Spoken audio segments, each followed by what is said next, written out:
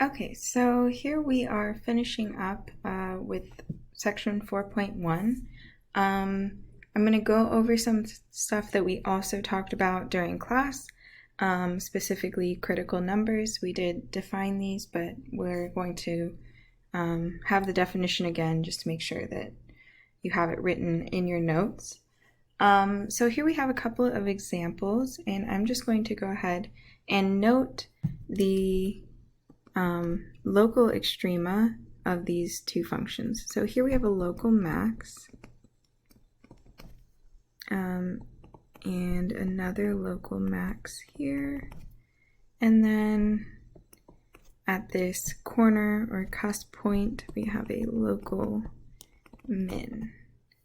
And then looking at the other function, here we have a local max, and here we have a local min. Okay, and so looking at these two functions, one thing that we could observe is that at a local extreme, either the derivative is 0 or it does not exist. And this was something that we also discussed in class.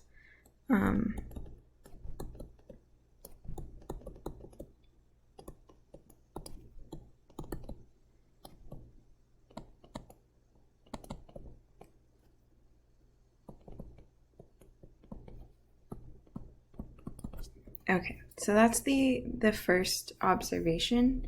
Now let's focus on the local max. So let's, for instance, look at this one here.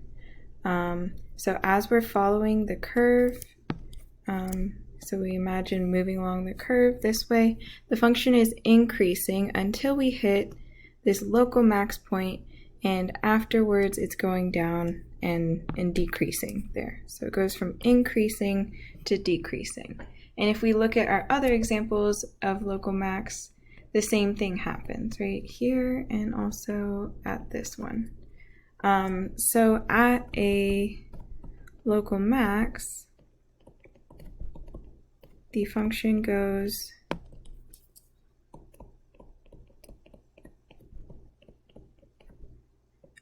from increasing to decreasing, and actually what I want to say is if the function goes from increasing to decreasing, we know that the derivative will go from positive to negative because those two things are equivalent. So at a local max, the derivative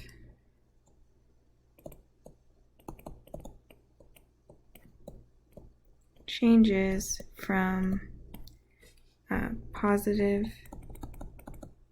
to negative.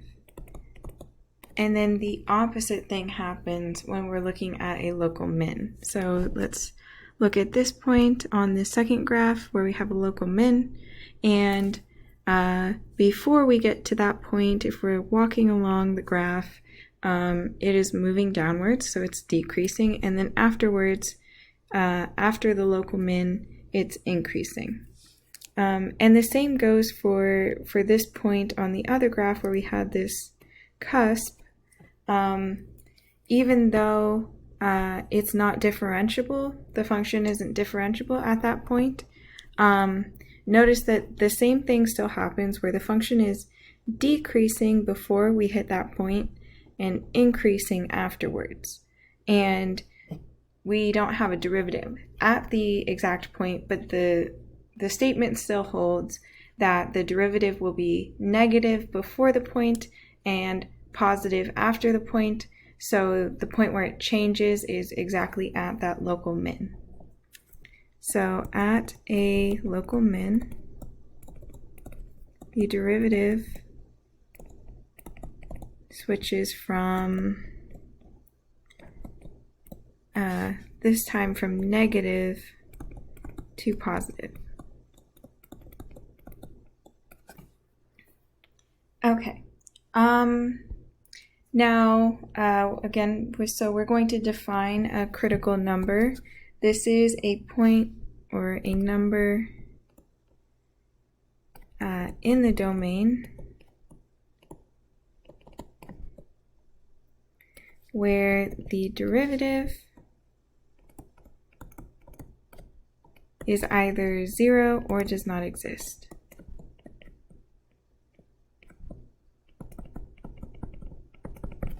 Right. Okay.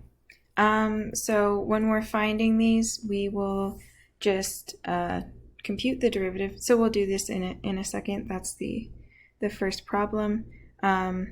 We just need to compute the derivative, set it equal to 0, and also look for points where it does not exist. And that will give us all of the critical numbers for a function. Now for Mau's theorem, has to do with this first observation, and it says that if f has a local extreme, so a maximum or minimum at a point C in the domain, then C has to be a critical point. Or sorry, critical number. Right. If this is the case, then C has to be a critical number. So what this means is that these critical numbers are our candidates for finding the local extrema. So another way of thinking of this is that if C is a critical number,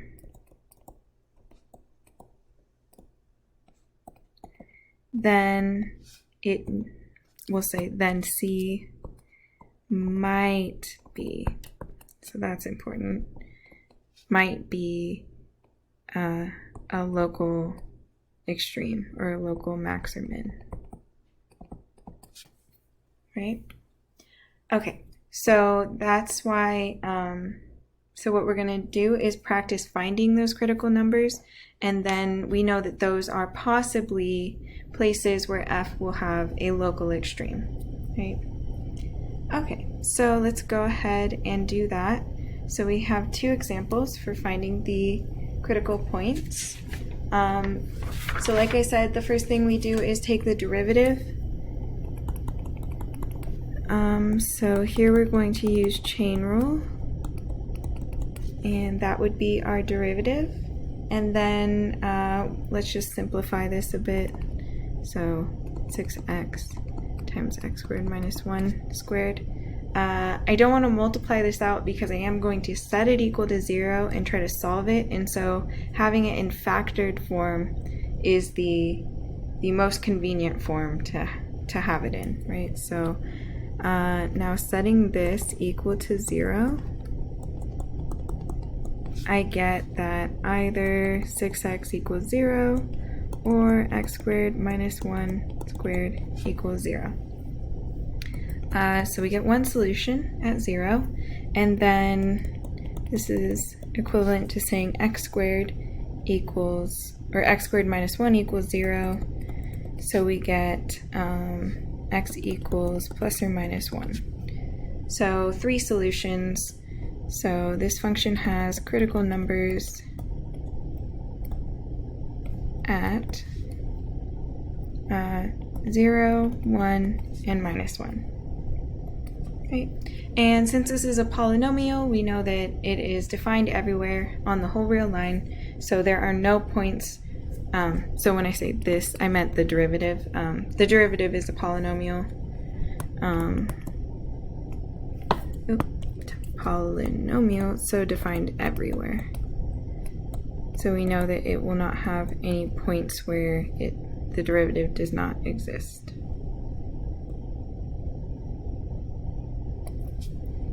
Okay, and then in this next problem, again, we just start by taking the derivative.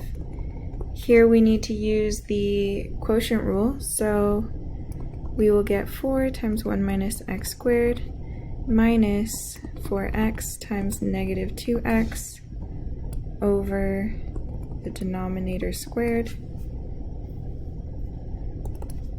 And then we should simplify a bit, so